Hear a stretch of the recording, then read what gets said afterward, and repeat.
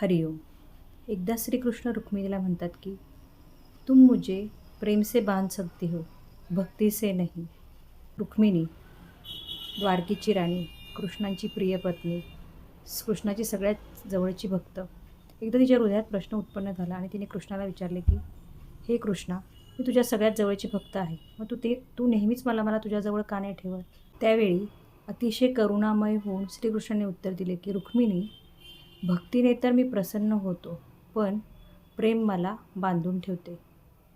रुक्मिणी चकित झाली आणि ती म्हणाली की हे माधव, प्रेम आणि भक्ती यात काय फरक आहे? त्यावेळी कृष्ण म्हणाले की भक्ति में हम भगवान को चाहने की इच्छा रखते हैं और प्रेम में हम स्वयं को भगवान में खो देते हैं. हे ऐकून रुक्मिणी माता एकदम शांत झाल्या आणि त्यांच्या डोळ्यातनं अश्रू वाहू लागले. ते अश्रू दुःखाचे नव्हते, तर ते अश्रू समर्पणाचे होते. त्यावेळी कृष्णाने तिचा हात धरला आणि म्हणाले की रुक्मिणी, तू ज्यावेळी माझ्यावर प्रेम करतेस त्यावेळी तू आणि मी वेगळा राहतच नाही.